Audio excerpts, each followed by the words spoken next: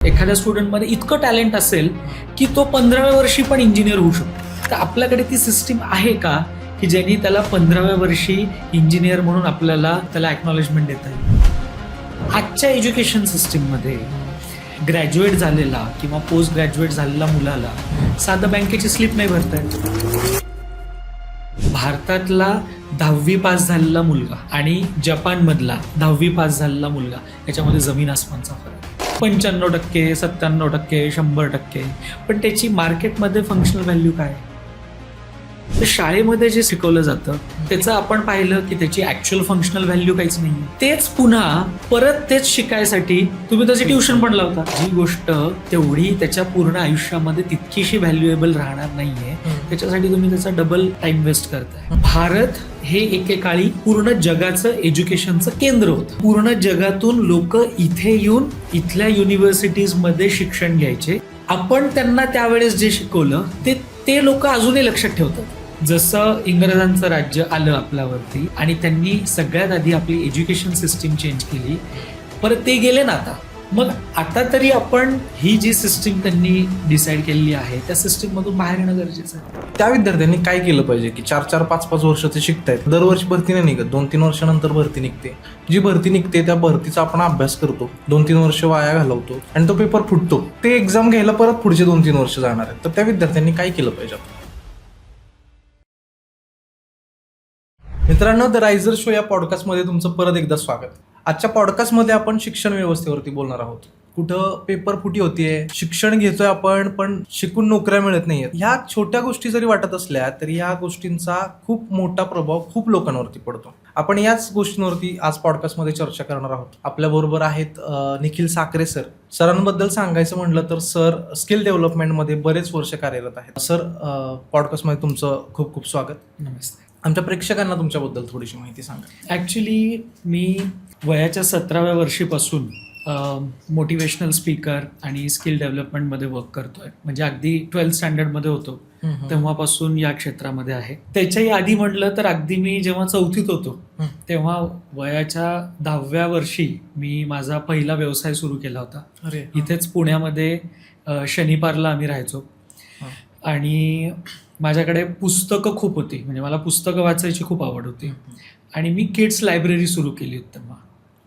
तर त्यावेळेस माझा मंथली उत्पन्न असं 4थीत असताना जवळपास 400-500 रुपये होतं. 4थीत असताना.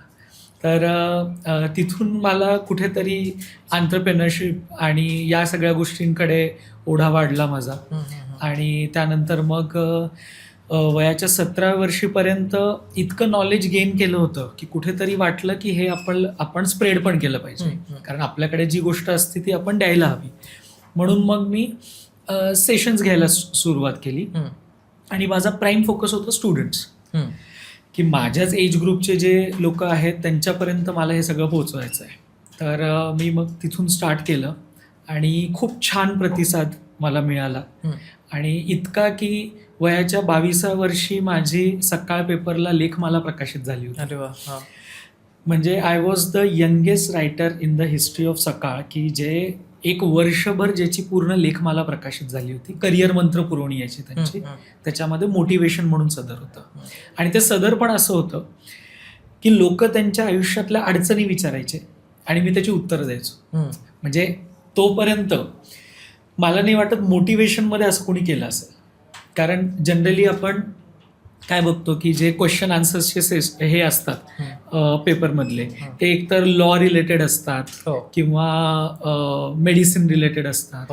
पण आयुष्यातले प्रॉब्लेम कोणीतरी शेअर करतंय आणि त्याची उत्तरं मी देतोय आणि ते पेपरमध्ये छापून येतंय. That was the first time. It was an experiment. आणि त्याला खूप छान प्रतिसाद मिळाला. मग त्याचंच पुढे एक संपादकीय संस्कार करून साकेत प्रकाशनने त्याचं पुस्तक पण छापलं. म्हणजे लाईफ गाईड म्हणून माझं बुक आहे.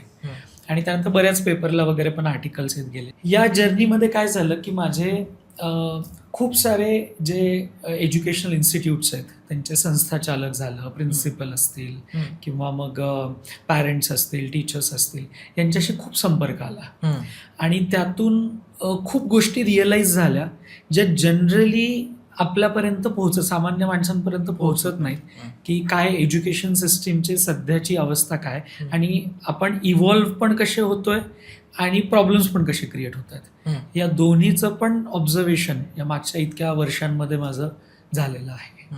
जेव्हा सेशन्स घेतो तर मी स्टुडंटसाठी पण सेशन्स घेतो, मी शिक्षकांसाठी पण माझे सेशन्स असतात आणि माझे पॅरेंटिंगवरती पण सेशन्स असतात आणि कॉर्पोरेटमध्ये पण सेशन्स असतात. ओके. प्लस करिअर गायडन्स पण प्रोव्हाइड करतो. तर या रिलेटेड कोणालाही काहीही गरज असली तर they can connect with me.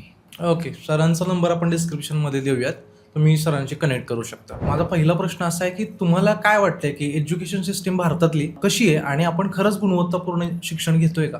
आपली जर एज्युकेशन सिस्टीम बद्दल बोलायचं ना तर आपल्या आत्ताच्या एज्युकेशन सिस्टीमचा किंवा आत्ता जे स्ट्रक्चर आहे एज्युकेशनचं ते स्ट्रक्चर पूर्णपणे स्क्रॅच करून पुन्हा नव्याने उभं करण्याची गरज आहे. आणि हे का? एक सिम्पल क्वेश्चन विचारतो. छत्रपती शिवाजी महाराजांनी स्वराज्य कितव्या वर्षी स्थापन केलं? तर 14व्या वर्षी त्यांनी शपथ घेतली होती, बरोबर? तर कितव्या वर्षी? 14व्या वर्षी. सचिन तेंडुलकरनी क्रिकेट खेळायला कधी सुरू केली? तेही टीनेजमध्येच केली होती. टीनेजमध्येच. आता आपण वैभव सूर्यवंशी बघतो. हो. ठीक आहे. कितव्या वर्षी तो क्रिकेटमध्ये आला? म्हणजे ऍक्च्युअल करिअर यांचे कधी स्टार्ट झाले? 10व्या 11व्या वर्षी यांचे करिअर स्टार्ट झाले. ठीक आहे. इवन बिल गेट्सनी पण आपली कंपनी सुरू केली तेव्हा तो अक्षरशः म्हणजे आय थिंक 10वी 11वी मध्ये वगैरे होता, त्याच्या मित्रासोबत जेव्हा स्टार्ट केली होती. आता मला सांग की एखादा इंजिनियर किंवा एखादा डॉक्टर हा कितव्या वर्षी तयार होतो? ऑलमोस्ट एक 27-28 वर्षी.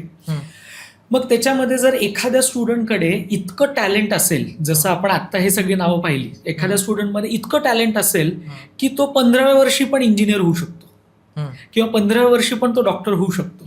तर आपल्याकडे ती सिस्टीम आहे का की ज्यांनी त्याला 15व्या वर्षी इंजिनियर म्हणून आपल्याला त्याला एक्नॉलेजमेंट देता येईल? नाही.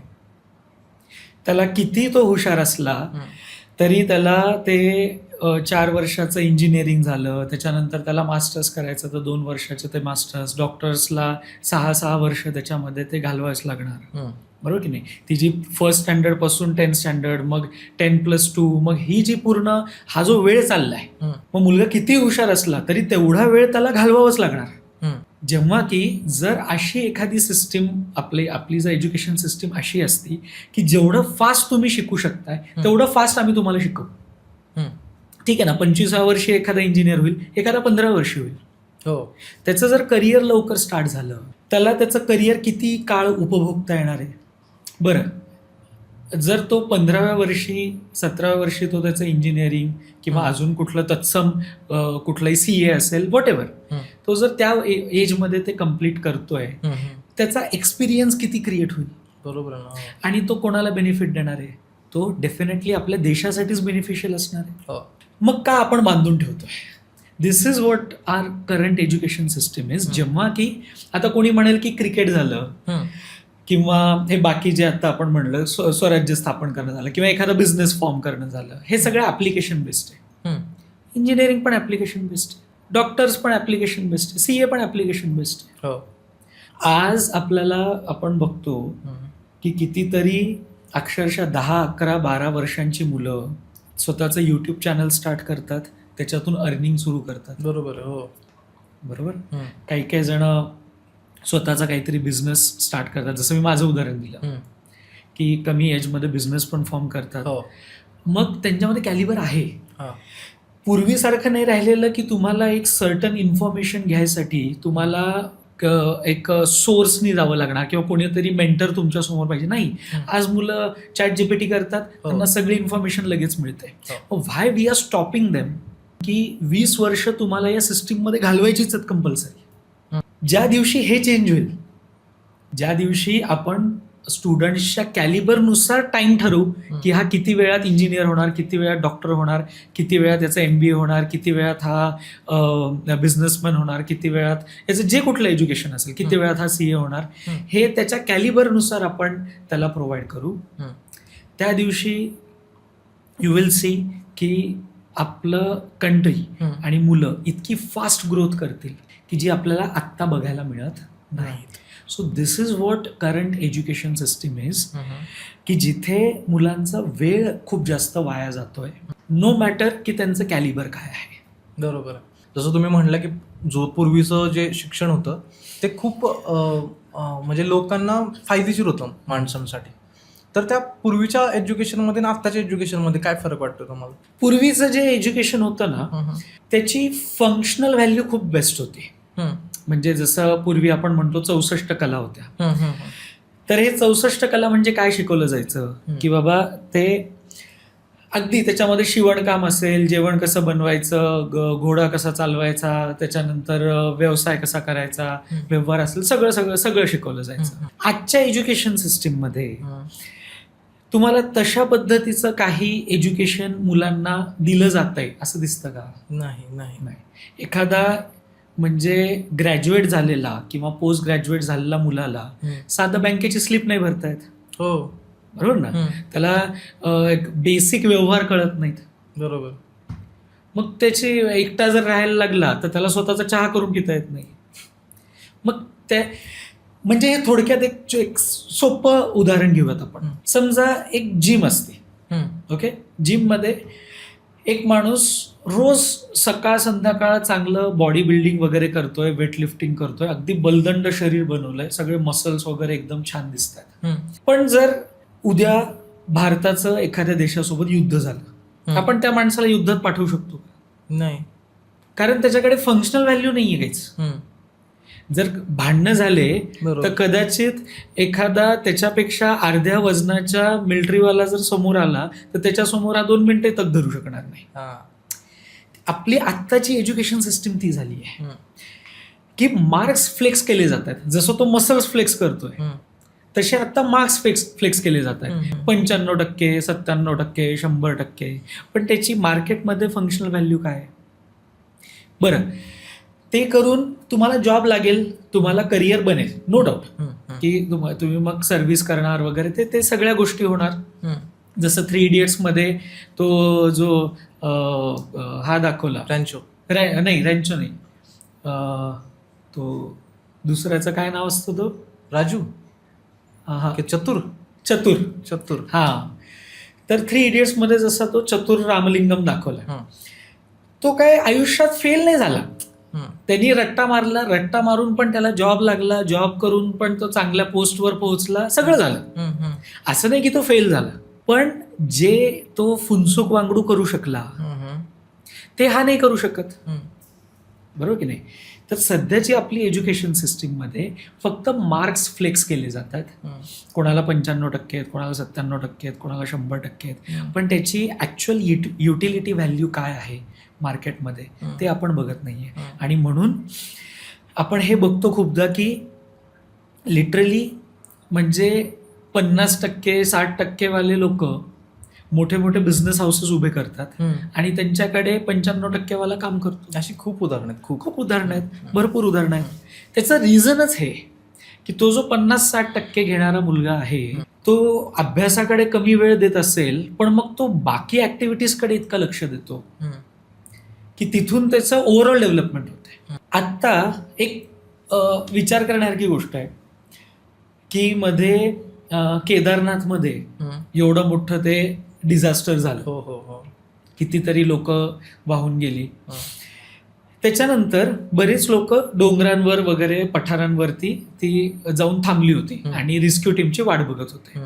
आता रेस्क्यू टीमला यायला 1 दिवस 2 दिवस, कारण कंटिन्यू वातावरण पण खूप खराब होतं.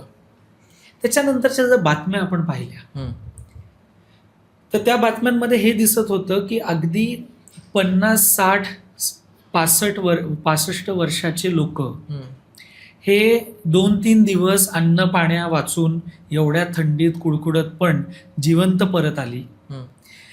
आणि अक्षरशः 15-16 वर्षाचे 17 वर्षाचे तरुण तिथे थंडीने कुडकुडून मेले. जेव्हा की जास्त इम्युनिटी कोणामध्ये असायला पाहिजे? तरुणांमध्ये. मग आता तो 16-17 वर्षाचा तरुण जो थंडीने कुडकुडून तिथे गेला, तो 95% घेणारा असला काय आणि 70% घेणारा असला काय फरक पडतो? मग तुम्ही ओव्हरऑल डेव्हलपमेंटकडे लक्ष देणार आहात की नाही? आणि मग त्याच्यात काय होतं की तुम्ही शाळेत तर पाठवताय, शाळेमध्ये जे शिकवलं जातं त्याच्यात आता शाळेचा तर काहीच दोष नाही, कारण जो सिलेबस आहे तो त्यांना फॉलो करावा लागणार, बरोबर. तर शाळेमध्ये जे शिकवलं जातं त्याचं आपण पाहिलं की त्याची ऍक्च्युअल फंक्शनल व्हॅल्यू काहीच नाहीये, बरोबर.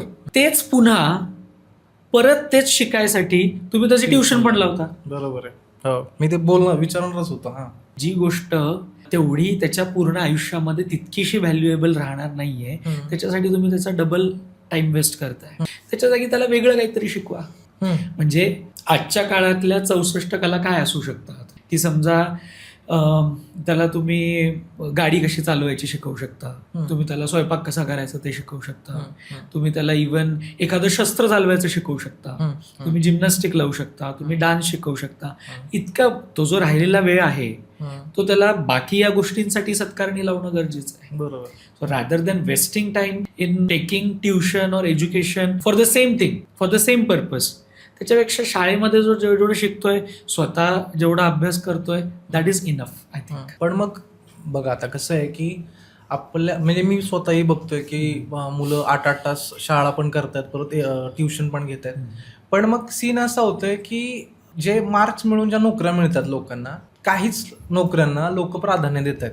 आता जसं आपण म्हणलो की बाबा चतुरनी मार्क्स मिळवून एक नोकरी मिळवली आणि रणछोडनी खूप मोठं काहीतरी केलं, तर प्रत्येकाला रणछोड होता येत नाही. आणि इंजिनियर, डॉक्टर, वकील याच नोकऱ्यांकडे लोक चांगल्या ह्यानी बघतात. समजा मी आता एखादं पॅशन निवडलं, त्या पॅशनला कोणी व्हॅल्यूच नाही देते. तर मग ह्या ज्या गैरवर्तन जे आहे लोकांचं किंवा सामाजिक समज आहे, या गोष्टींना कसं हे करायचं, टॅकल करायचं? मग स्टार्टिंगला जे तुम्ही म्हटलात ना की प्रत्येकाला रणछोड होता येत नाही, माझं पण म्हणणं तेच आहे की प्रत्येक जण रणछोड नाही होऊ शकत, प्रत्येक जण चतुर रामलिंगम नाही होऊ शकत, काही जण इव्हन राजू रस्तोगी पण असतील. प्रश्न काय ना की या सगळ्यांना आपण एकाच सिस्टीम मध्ये टाकतोय. We should have a completely different system for Ranchod Das Chanchad. We should have a completely different. Actually, it is Funsuk Wangdu. Ranchod Das चा तो हे असतो, म्हणजे रिअल नाव घेतलेलं असतं. Phunsukh Wangdu. So you should have a completely different system for Funsuk Wangdu, a different system for Chatur Ramalingam, and a different system for Raju Rastogi. तुम्ही जेव्हा तिघांना एकाच सिस्टीम मध्ये टाकायचा प्रयत्न करता, तिथे माझं ऑब्जेक्शन आहे. Got it? आणि त्याच्यानंतरचा काय होतो प्रश्न? नोकऱ्यांकडे तर त्या ज्या पर्टिक्युलर नोकऱ्या आहेत, जे शिक्षण घेऊन मिळतात, मार्क्स घेऊनच मिळतात, त्याच नोकऱ्यांकडे लोक चांगल्या वेळी बघतायत. मी एखादं पॅशन निवडलं मी आता समजा डिजिटल क्रिएशन करतो, तर या गोष्टीकडे एकदम आता जरा बदलत चाललंय. हे स्टार्टिंग पिरियडमध्ये त्या गोष्टीला एकदम फालतू किंवा या गोष्टीला व्हॅल्यूच नाही असं बघितलं जातं. इव्हन मुलांना मुली देताना विचार केला जातो या गोष्टींचा, की मुलगा काय करतोय, व्यवसाय कुठला करतोय, नोकरी कुठली करतोय, या गोष्टींचा विचार केला जातो. तर मग या गोष्टींना कसं टॅकल केलं पाहिजे? याला सगळ्यात मोठा प्रॉब्लेम काय माहिती का, की आपल्या आधीची जी पिढी आहे ती भारताने जी इंडस्ट्रियलायझेशनची ग्रोथ पाहिली, त्या ग्रोथच्या माइंडसेट मधून बाहेरच येत नाहीये. म्हणजे भारत स्वतंत्र झाल्यानंतर कितीतरी वर्ष आपण स्ट्रगल करत होतो, प्रत्येक जण स्ट्रगल करत होता अगदी बेसिक गोष्टींसाठी. नंतर भारतामध्ये इंडस्ट्रियल रिव्होल्युशन झालं, आणि इंडस्ट्रियल रिव्होल्युशन मध्ये काय झालं, वेगळ्या कंपनीज आल्या, आणि त्यातल्या त्यात जेव्हा फॉरेन डायरेक्ट इन्व्हेस्टमेंट आली, म्हणजे बाहेरच्या देशातल्या कंपन्यांना जेव्हा भारतीय मार्केट ओपन झालं, तर त्या कंपन्या जेव्हा इथे आल्या तर त्याच्यामध्ये मॅन्युफॅक्चरिंग तर होतं, पण सोबत IT रिलेटेड फर्म्स खूप आल्या, आणि त्यांनी इंजिनियर्सची डिमांड एकदम जास्त वाढवली. मग त्यावेळेस काय होतं की कॉलेजेस कमी होते, इंजिनियर तयार झाला, इंजिनिअरिंगची डिग्री मिळाली की लगेच त्याला चांगलं पॅकेज मिळायचं, लगेच त्याला चांगला जॉब मिळायचा, आणि त्याची लाईफ सेटल होऊन जायची. ते ज्या लोकांनी पाहिलंय, जे आज पण चांगल्या पॅकेजेस घेऊन बसतात, त्यांना आजही वाटतं की आजही इंजिनिअरिंग तसंच आहे. जेव्हा की आजची परिस्थिती पूर्ण बदलली आहे. आज जेवढी कॉलेजेस आहेत त्या मानाने तुम्हाला जॉब्स तितके नाही आहेत. बरोबर. मग तुम्हाला आता हे लक्षात येणं गरजेचं आहे की आपली पिढी असेल किंवा आपल्या आधीची पिढी असेल, त्यांनी त्या इंडस्ट्रियलायझेशननी जे तुम्हाला त्यावेळेस स्कोप मिळवून दिला, त्यातून बाहेर पडायची गरज आहे. की आता फक्त इंजिनिअरिंगच्या भरोशावर राहून चालणार नाही. तुम्हाला आता बाकी पण जे फील्ड्स आहेत, जे इंजिनिअरिंगपेक्षा बेटर प्रॉस्पेक्ट्स आहेत, त्यांच्याकडे तुम्हाला लक्ष द्यावं लागेल. आणि इवन मी तर म्हणतो की नवीन मुलीसुद्धा हा विचार करत नाहीत की मला इंजिनियरच नवरा पाहिजे. हे त्यांच्या पॅरेंट्सचे विचार, बरोबर आहे. हो. हे त्यांच्या पॅरेंट्सचे विचार आहेत. म्हणून मी हे म्हणतो की पॅरेंट्सनी त्या माइंडसेटमधून बाहेर निघा. ते झालं, तो जो एक इंजिनिअरिंगचा सुवर्ण काळ होता तो होऊन गेला. इव्हन त्याच्यानंतर एक छान सुवर्ण काळ डीएड बीएडचा पण आला होता. हो, की जेव्हा तुम्ही बीएड केलं की लगेच तुम्हाला गव्हर्नमेंट जॉब लागायचा. ती पण एक लाटच होती. ती पण एक लाट होती, ती पण निघून गेली. पण म्हणून आज पण डीएड बीएड साठी तेच दिवस आहेत असं आपल्याला म्हणता येईल का? नाही. आज इंजिनिअरिंग झाल्यानंतर तुम्हाला जेवढं पॅकेज लागतंय तेवढे कित्येक यूट्यूब चॅनल स्टार्ट करून अक्षरशः म्हणजे 11वी-12वीत मुलं तेवढं उत्पन्न ते घरी बसून मिळवतात. बरोबर की नाही? त्याच्यामुळे तुम्हाला आता नवीन सेक्टर्स कोणते आहेत त्याच्याकडे लक्ष देणं गरजेचं आहे. आणि ते खूप आहेत, ते भरपूर आहेत. उलटं माझ्या एक ओळखीचे मॅडम आहेत, त्या योगा शिकवतात. ठीक आहे, योगासनं शिकवतात. आता योगा क्लासेस ऑनलाईन घेऊन त्यांचं मंथली उत्पन्न किती असेल? माझ्या ज्या ओळखीच्या आहेत त्यांचे तर जवळपास एक 60-70 हजार होतात. म्हणजे माझ्या इथं जे सेशन्स होतात आजूबाजू, त्यांचे 60-70 हजार रुपये ते कमवतात महिन्याचे. 60-70 हजार रुपये महिन्याचे कमवतात. बरोबर. मी ज्यांना ओळखतो त्यांचं मंथली उत्पन्न फक्त योगा क्लासेस घेऊन हे जवळपास 4.5 ते 5 लाख रुपये महिन्याचं. सिम्पल ऑनलाईन क्लासेस घेतात US क्लायंटसाठी. म्हणजे तिकडच्या हिशोबाने ते इकडून फीस चार्ज करतात, त्यांच्यासाठी ते स्वस्त पडतं, इकडे यांना एवढं इन्कम मिळतं. म्हणजे तुम्ही आज काहीही करा, तुम्ही त्याच्यात तुमची जर पॅशन असेल, जर तुम्हाला इंटरेस्ट असेल तर तुम्ही कशातही करिअर बनवू शकता आणि कशातही तुम्ही चांगलं इन्कम जनरेट करू शकता. हो, सध्या तरी वातावरण तसं झालेलं आहे. म्हणजे तो काळ गेला की जेव्हा जे कवी आणि लेखक लोक होते ते एक शबनम घेऊन फिरायचे आणि मग त्यांच्याकडे आपण अगदीच म्हणजे गरीब म्हणून बघितलं जायचं किंवा दयेच्या नजरे. आज ते अगदी करोडपती मोठे हे होतात, त्यांचे सेशन्स होतात मोठे. थिएटर्स मध्ये ते आता हे घेत आहेत. म्हणजे आता ते एक सौरभ म्हणून आहे, मी जस्ट माझ्या मागच्या व्हिडिओमध्ये त्याचं हे केलं होतं. आमच्या इकडचं ते सौरभ भोसले म्हणून आहे. तो मुलगा गप्पा मारतो लोकांशी. त्याचं जे थिएटर असतं ते जवळपास 100-150 लोकांनी भरलेलं असतं. म्हणजे एका टायमिंगला, आठवड्याला 2 आठवड्याला. युट्यूबचं वेगळंच आहे. शिवाय त्याचं मुळात मी त्याचा खूप जास्त आवडतो. म्हणजे मला तो साध्या सोप्या भाषेमध्ये तो पोरांची इंटरॅक्ट करतो आणि तो बिझनेसच आहे ना. हो, डेफिनेटली. सो आज तुम्ही कशाचाही बिझनेस बनवू शकता किंवा कशामध्येही करिअर करू शकता. मग असा स्कोप असताना, अशा ऑपॉर्च्युनिटीज असताना तुम्ही सिलेक्टेड 2-3च करिअर ऑपॉर्च्युनिटीज मध्ये गुरफटून राहणं किंवा पॅरेंट्सनी आपल्या मुलांना त्याच 2-3 ऑपॉर्च्युनिटीज मध्ये गुरफटवून ठेवणं हे पूर्णपणे चुकीचं आहे. शाळेमध्ये बऱ्याच गोष्टी शिकवल्या जात नाहीत. तुम्हाला दुसऱ्या देशांमध्ये आणि भारतामध्ये एज्युकेशनमध्ये काय फरक वाटतो? बाहेरच्या देशांमध्ये जे एज्युकेशन आहे ना, मला नवल वाटेल त्या एज्युकेशनचे पॅटर्न हे भारतातूनच बाहेर गेलेत. एक गोष्ट आपण कधी विसरली नाही पाहिजे की भारत हे एकेकाळी पूर्ण जगाचं एज्युकेशनचं केंद्र होतं. बरोबर. पूर्ण जगातून लोक इथे येऊन इथल्या युनिव्हर्सिटीजमध्ये शिक्षण घ्यायचे आणि मग ते शिक्षण बाहेर स्प्रेड व्हायचं. आपण त्यांना त्यावेळेस जे शिकवलं ते लोक अजूनही लक्षात ठेवतात आणि ते इम्प्लिमेंट करतात त्यांच्या लाईफस्टाईलमध्ये, त्यांच्या एज्युकेशन सिस्टीममध्ये. पण आपण जसं इंग्रजांचं राज्य आलं आपल्यावरती आणि त्यांनी सगळ्यात आधी आपली एज्युकेशन सिस्टीम चेंज केली, परत ते गेले ना आता. मग आता तरी आपण ते आधीचा आठवून ही जी सिस्टीम त्यांनी डिसाईड केलेली आहे त्या सिस्टीम मधून बाहेर येणं गरजेचं आहे. आता बाहेर समजा आपण जपानमध्ये पाहिलं, जपानमध्ये ते लहान लहान मुलं हे मॉडेल मेकिंग करतात. बरोबर.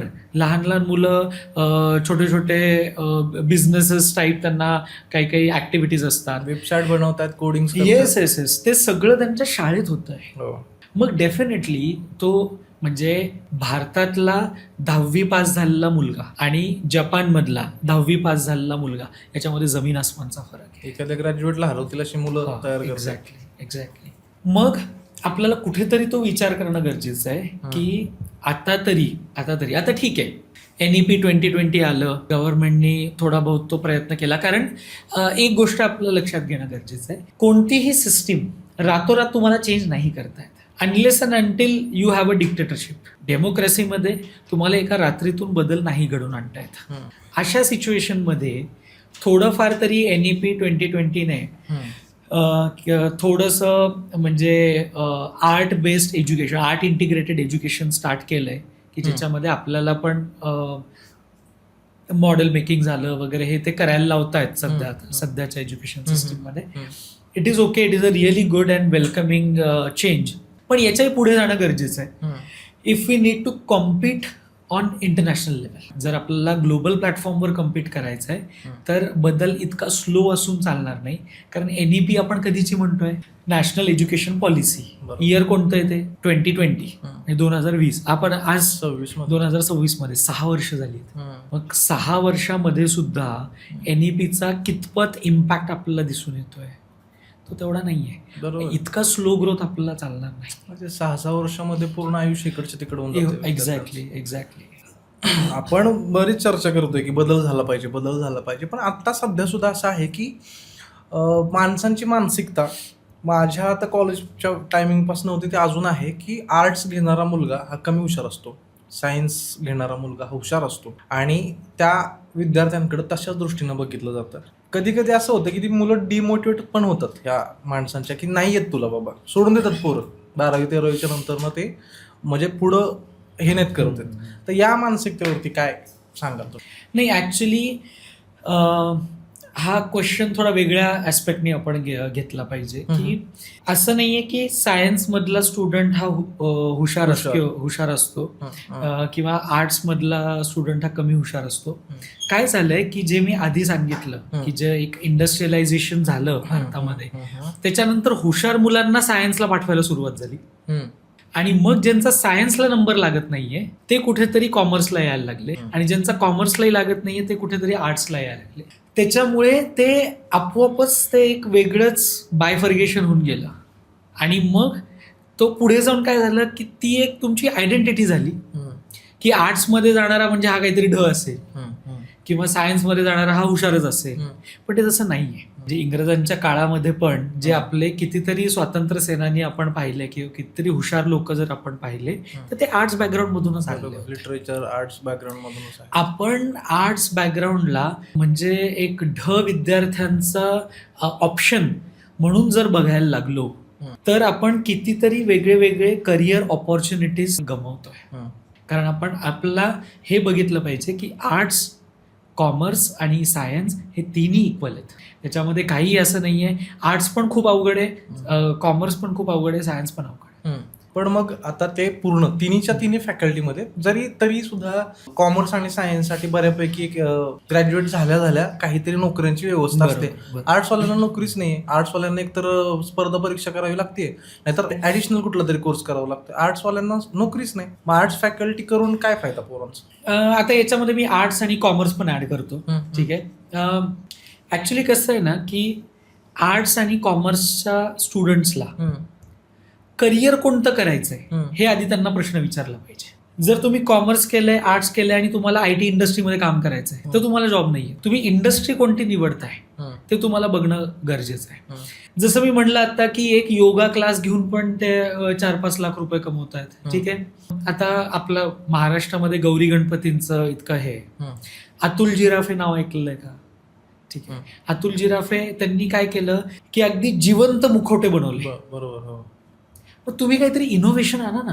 तुम्ही जर काहीतरी इनोव्हेटिव्ह केलं तर डेफिनेटली तुम्हाला काम आहे. आणि आर्ट्सच्या स्टुडंट्सला जर काम पाहिजे असेल तर मग करिअर ऑपॉर्च्युनिटीजमध्ये त्यांना डिझाईन सेक्टरमध्ये पण जाता येतं. आता हे जे डिझायनर्स असतात, it is not necessary that they should be from science background. ते कॉमर्समधूनही असतात, ते आर्ट्समधूनही असतात. आणि तिथे तुम्हाला काय लागतं, जे आर्ट्समध्ये तुम्ही शिकता तोच सिलेबस आहे, फक्त त्याला थोडंसं इनोव्हेशन आणि क्रिएटिव्ह माइंड याची थोडीशी जोड, एक ॲडिशनल जोड त्याला मिळते.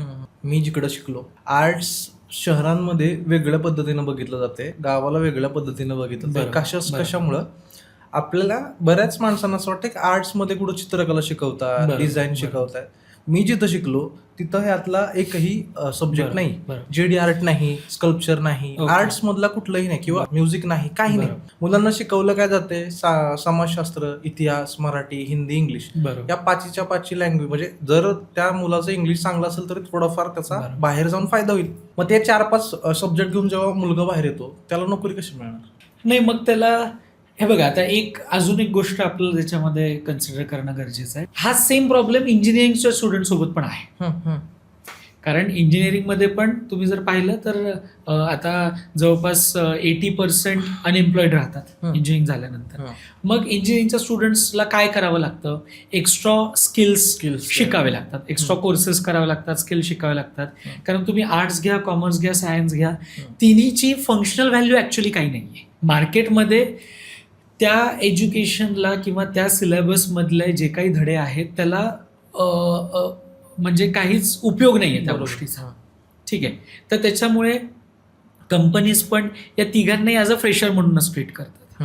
ओके, तर मग आर्ट्स झालेल्या व्यक्तीला पण हे बघावं लागेल की फक्त माझं आर्ट्स झालंय याच्या बेसवर मला आपण म्हणजे नोकरी शोधायला पण नाही पाहिजे. कारण जिथे फक्त इंजिनिअरिंग झालंय या बेसवर इंजिनियर्सला जॉब मिळत नाहीये. फक्त बीकॉम झालंय म्हणून कॉमर्स ग्रॅज्युएट्सला अकाउंटंट म्हणून लगेच जॉब मिळत नाही, त्यांना पण टॅली वगैरे काहीतरी वेगळं शिकावं लागतं. तर मग आर्ट्सच्या स्टुडंट्सनी सुद्धा आधीपासूनच हा विचार करून ठेवला पाहिजे की माझं सायमल्टेनियसली माझं 11-12 होत असताना किंवा ग्रॅज्युएशन होत असताना दुसरे असे कोणते कोर्सेस आहेत की ज्याची मार्केट व्हॅल्यू काहीतरी आहे ते मी अक्वायर केले पाहिजे.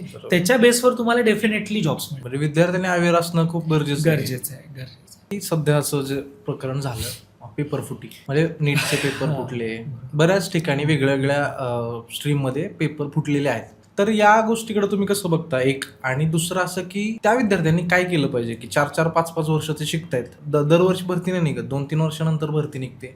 जी भरती निघते त्या भरतीचा आपण अभ्यास करतो, 2-3 वर्ष वाया घालवतो आणि तो पेपर फुटतो. ते एक्झाम घ्यायला परत पुढचे 2-3 वर्ष जाणार आहेत. तर त्या विद्यार्थ्यांनी काय केलं पाहिजे? नाही, आता कसं आहे ना की याच्यात आपण सिस्टीम समोर एवढे हतबल होऊन जातो की आता पेपर फुटला, हे याच्यात विद्यार्थ्यांचा काहीच दोष नसतो, पण तरी त्यांना ती गोष्ट त्याच्यामध्ये सफर करावं लागतं. बरोबर. जेव्हा अशा काही घटना घडतात ना, त्या आता आपल्या हातात नसतात. जसं आता तिकडे वॉर झालं, त्याच्यामुळे पेट्रोलचे भाव वाढले, तर आपण इथे काही नाही करू शकत त्याच्यासाठी. मग मुलांनी काय केलं पाहिजे की जेव्हा तुमचं 10th झालं आणि 11-12 मध्ये जेव्हा तुम्ही एंट्रन्सचं प्रिपरेशन स्टार्ट करता, तर त्यावेळेस तुम्ही एंट्रन्सचं प्रिपरेशन करताना ॲटलिस्ट 2 वेगळ्या एंट्रन्सेसचं प्रिपरेशन केलं पाहिजे. Don't depend only on NEET or only on CET काहीतरी. कारण प्रत्येक मुलामध्ये मल्टिपल टॅलेंट्स असतात. असं कोणीच नसतं की फक्त एकच त्याला येतं बाकी काहीच येत नाही. तुमच्याकडे मल्टिपल टॅलेंट्स आहेत, तर तुम्ही एका वेळेस 2 वेगळ्या एंट्रन्सेसचं प्रिपरेशन करा. एका ठिकाणी काही प्रॉब्लेम आला तर दुसऱ्या एंट्रन्सच्या बेसवर तुम्ही पुढे जाऊ शकता. बरोबर. कारण उगीचच म्हणजे वर्ष वाया घालवणं. एक याच्याही पलीकडे जाऊन मी एक बोलेल ना की मुलांनी हे लक्षात घेणं गरजेचं आहे आणि त्यांच्याही पेक्षा जास्त पॅरेंट्सनी हे लक्षात घेणं गरजेचं आहे की या एंट्रन्स या एका पर्टिक्युलर करिअरसाठीचा मार्ग जरी असल्या तरी ते डेस्टिनेशन नाही आहे. बरोबर आहे. तुम्ही त्याला डेस्टिनेशन नका समजू की हे आहे तरच सगळं आहे. देर आर सेव्हरल वेज की ज्यांनी तुम्ही तुमचं करिअर जे तुम्हाला हवं आहे ते तुम्ही परस्यू करू शकता. म्हणून सध्याच्या काळामध्ये फक्त एका एंट्रन्सच्या भरोशावर किंवा एका फक्त स्ट्रीमच्या प्रिपरेशनच्या भरोशावर मुलांनी नाही राहिलं पाहिजे. त्यांनी ॲटलिस्ट 2 किंवा 3 वेगळ्या स्ट्रीम्सचं वेगळ्या वेगळ्या एंट्रन्सेसचं प्रिपरेशन केलं पाहिजे. काही मुलांना लहानपणापासून एक वेगळं स्किल असतं.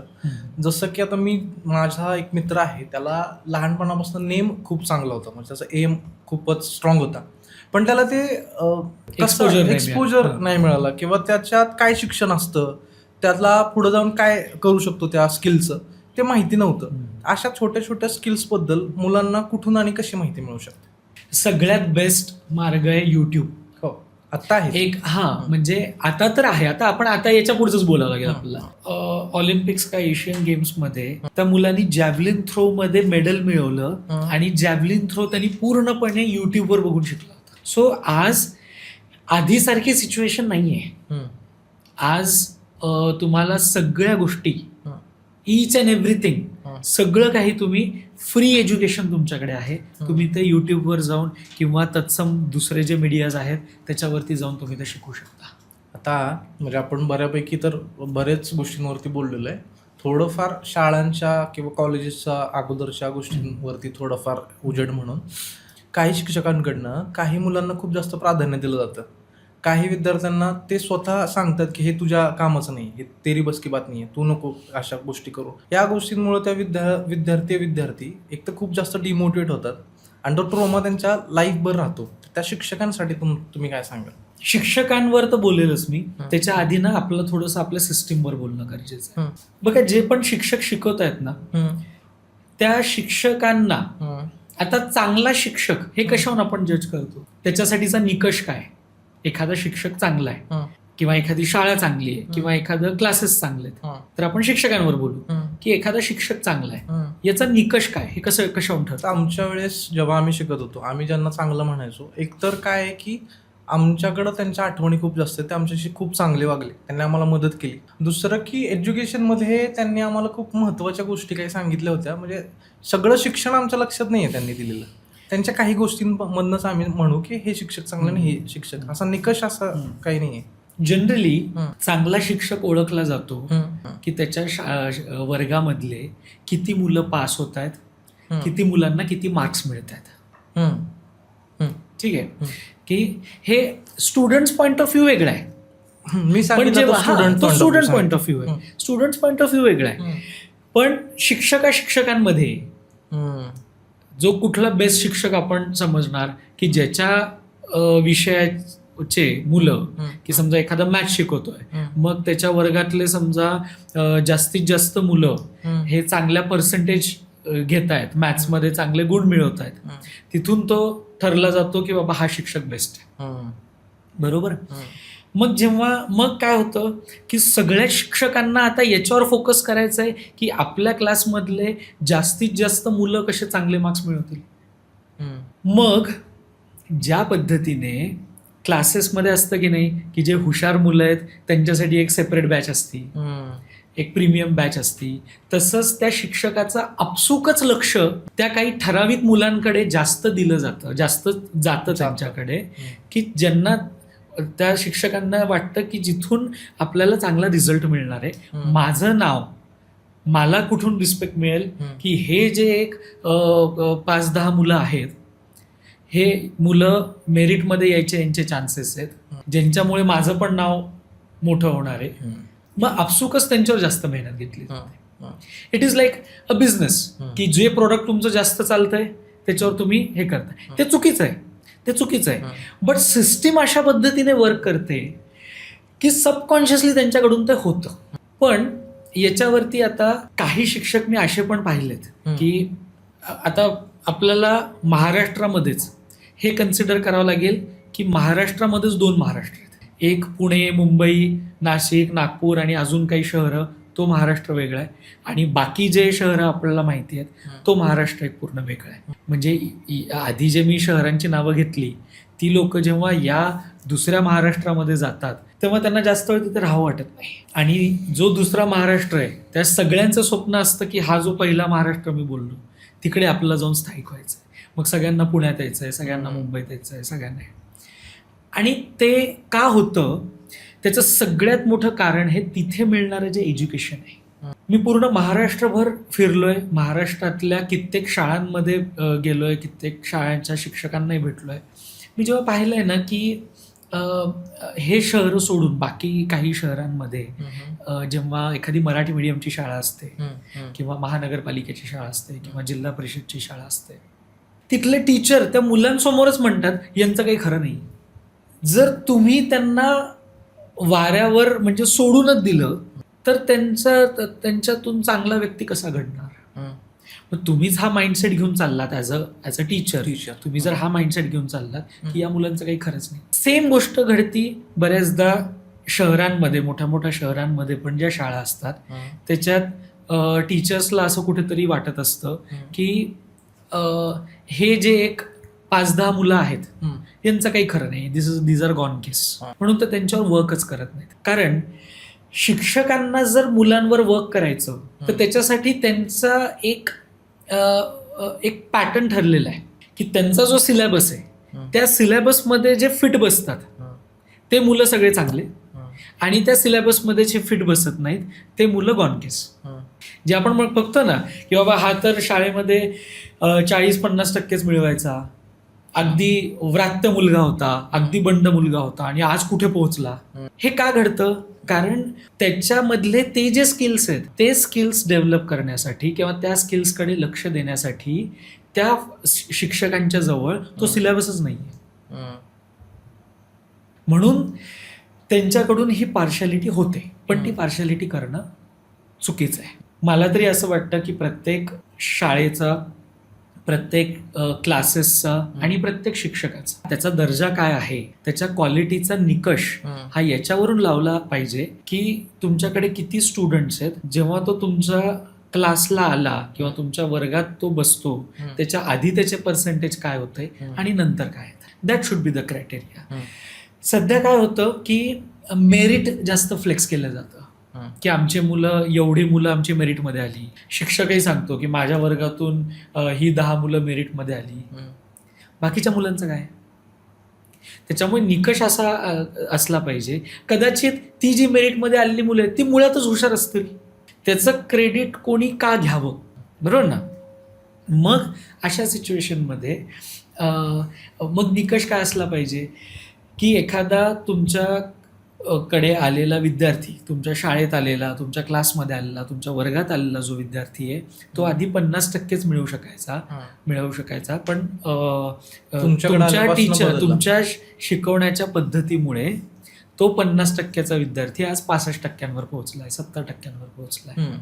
जेव्हा हा क्रायटेरिया आपण लावू ना त्यावेळेस हे सगळे स्टुडंट याच्यामध्ये बसतात, त्या विद्यार्थ्यांवरती लक्ष दिलं जातं, त्या विद्यार्थ्यांवरती लक्ष दिलं जातं की बाबा मग उलट शिक्षकांचं काय होईल की हे जे माझे 5-10 स्टुडंट्स आहेत हे तर मुळात हुशार आहेत, हे करून घेतील, मला आता यांच्याकडे लक्ष देणं गरजेचं आहे जे 50-60% स्टुडंट्स आहेत.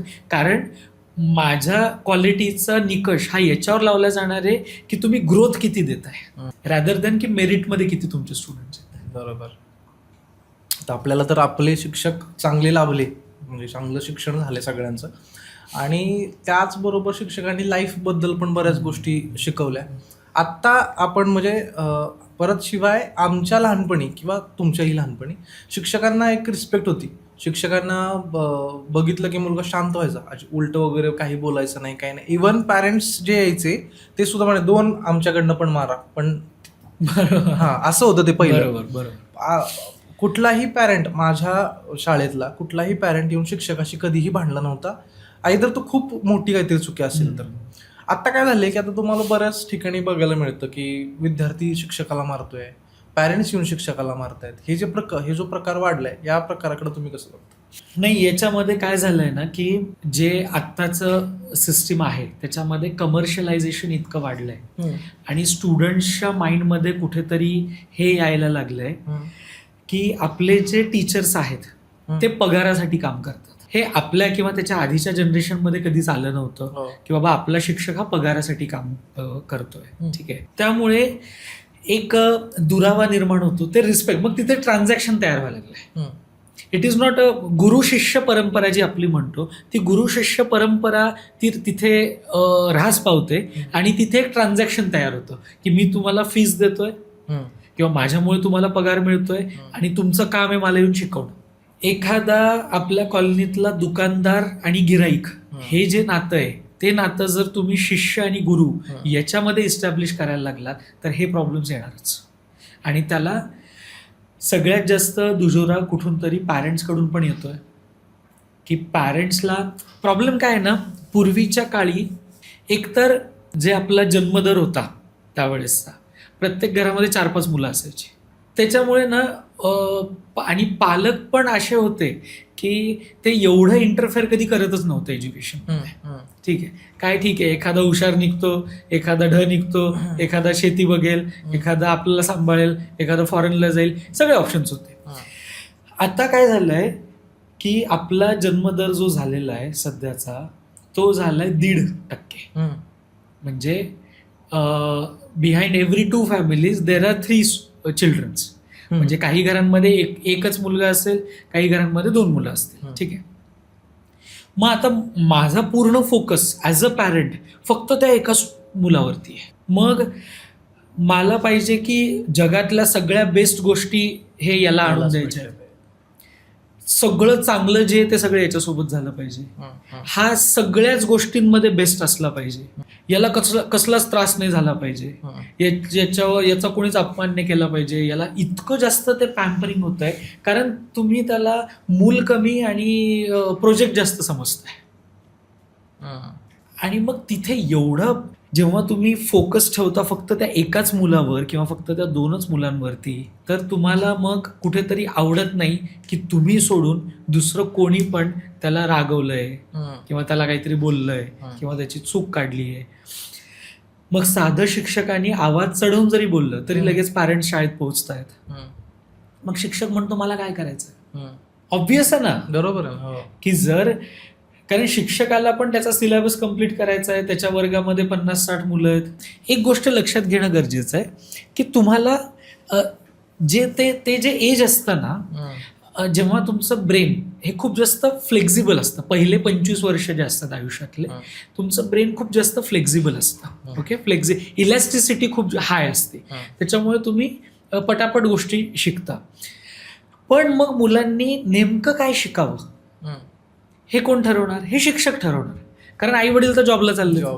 मग हे कोण ठरवणार? हे शिक्षक ठरवणार की मुलांनी काय शिकायला पाहिजे. मग चांगल्या गोष्टी असतील, वाईट, जे काय असेल ते. मग त्या प्रोसेसमध्ये कुठेतरी जर ते मुलगा भरकटत असेल तर तिथे त्याला कधीतरी तर चिडावं लागणार, कधीतरी तर थोडा आवाज चढवावा लागणार. वळण लावायसाठी तुम्हाला साम दाम दंडभेद सगळं वापरावं लागतं ना. पण जर तेच करण्यापासून तुम्ही त्याला थांबवलं तर मग तशा सिच्युएशनमध्ये तो फक्त काय करेल की येईल, शिकवेल, निघून जाईल. मग इतकं जर ते कोरडं रिलेशन तयार होत असेल तर मग त्याच्या पुढे जाऊन आत्मीयता कधी तयार होणार आणि रिस्पेक्ट कधी तयार होणार आणि मुलांना शिक्षकांचा धाक कधी वाटणार, ते शक्यच नाही. बरोबर, इमोशनल राहिलंच नाही, सगळं प्रॅक्टिकल. एक वेळ होती आपल्या लहानपणी पण त्याच्या आधीच्या पिढ्यांमध्ये पण की मुलं आपण काही गोष्टी आई वडिलांना बोलायला घाबरायचो पण शिक्षकांजवळ जाऊन बोलायचो. हो, शिक्षकांजवळ मन मोकळं करायचो, शिक्षकांच्या घरी जायचो, शिक्षकांशी अगदी घरच्यासारखा संबंध. शिक्षकही घरी यायचे, शिक्षकही घरी यायचे. तर हो, आज ते रिलेशन पूर्णपणे कमर्शियल रिलेशन झालेलं आहे. मग त्याच्यात तुम्ही जर तुम्हाला रिस्पेक्ट आणायचं असेल, जर हे चेंज करायचं असेल तर त्याच्यात सगळ्यात जास्त रिस्पॉन्सिबिलिटी आहे ती म्हणजे पॅरेंट्सनी याच्यामध्ये पुढाकार. पॅरेंट्सनी जाऊन त्या शिक्षकांना मुलांसमोर सांगायला पाहिजे की बाबा तुम्ही रागवा, काही हरकत नाही, कधी आवाज चढवला, तो जर चुकत असेल तर तुम्ही बोला, आम्ही तुमच्या पाठीशी आहोत. लहान लहान मुलांना आता इंग्लिश मिडियममध्ये टाकायची खूप मोठं क्रेज आहे. 50-50, 60-60 हजार रुपये त्या लहान मुलांना शिक्षणासाठी घालावे लागतात. आणि इंग्लिशमध्ये शिक्षण घेतलं पाहिजे, हा जो अट्टहास आहे, ह्या गोष्टीकडे तुम्ही कसं बघता? ॲक्च्युली कसं आहे ना, सगळ्या जे भाषा आहेत त्याच्यामध्ये एज्युकेशन घ्यायला पाहिजे. मी तर म्हणतो मराठी शाळांमध्ये पण मुलांना पाठवलं गेलं पाहिजे, सेमीमध्ये पण पाठवलं पाहिजे. नाही तर तुम्हाला एक कॉम्बिनेशन पाहिजे तर सेमीमध्ये पण तुम्ही पाठवू शकता किंवा इंग्लिशला पाठवू शकता. मुळात आता बरेच जण हे म्हणतात की आपण महाराष्ट्रीयन आहोत तर शिक्षण हे फक्त मराठीतूनच दिलं गेलं पाहिजे. माझं म्हणणं आहे की मराठी पण शिकलं पाहिजे आणि इंग्लिश पण शिकलं पाहिजे. कारण उद्या डिग्री मिळाल्यानंतर मला जेव्हा जॉब शोधायला जायचं आहे आणि तिथे जो HR मॅनेजर बसलेला असतो तो HR मॅनेजर जर तुम्हाला पहिला प्रश्नच इंग्लिशमध्ये विचारायला सुरुवात करतो आणि तुम्हाला जॉब द्यायचा की नाही हे जर याच्यावर ठरत असेल की तुम्हाला इंग्लिश येतं की नाही, तर तुम्हाला इंग्लिश शिकणं गरजेचं आहे. तुम्ही मीडियममध्ये कोणत्याही जा, तुम्ही मराठी मीडियममध्ये एज्युकेशन घेतलं, समजा मुलांना तुम्ही मराठी मीडियममध्ये टाकलं, पण मग त्याला सेपरेट इंग्लिशचा क्लास लावा.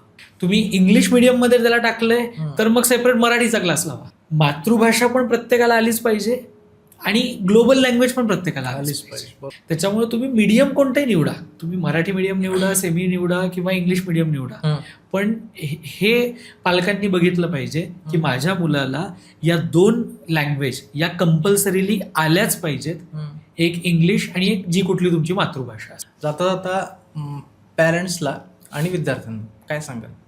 पॅरेंट्सला स्पेशली मी हे सांगेल ना की आताचा काळ खूप बदलला आहे. पोस्ट कोविड तर खूप जास्त बदलला आहे. म्हणजे आधी चा जो काळ होता आपल्या लहानपणीचा, त्याच्या आधीचे जे लहान मुलं होते त्यांच्यासाठीचा जो एज्युकेशन किंवा इन्फॉर्मेशन सोर्स होता, तो इन्फॉर्मेशन सोर्स हा एकतर फक्त पॅरेंट्स होते किंवा शिक्षक होते किंवा आजी आजोबा होते किंवा मग शेवटी मित्रपरिवार वगैरे हे सगळं यायचं. आजच्या मुलांसाठी जो इन्फॉर्मेशन सोर्स आहे तो त्यांच्या मोबाईलवरती इझिली त्यांना मिळतो. काहीही त्यांना 2 मिनिटात कळू शकतं आणि तुम्ही तर रिस्ट्रिक्ट नाही करू शकत. It is uncontrollable. तुम्ही तर रिस्ट्रिक्टच नाही करू शकत. मग आत्ता अशा सिच्युएशनमध्ये आपण चेक कसा ठेवणार की मुलं नेमकं काय बघतायत, त्यांना काय माहिती आहे, काय नाही माहिती आहे, काय कळतंय नाही कळतंय. तर बेस्ट वे इज, माझं सगळ्या पॅरेंट्सला हे म्हणणं आहे की be honest with your child.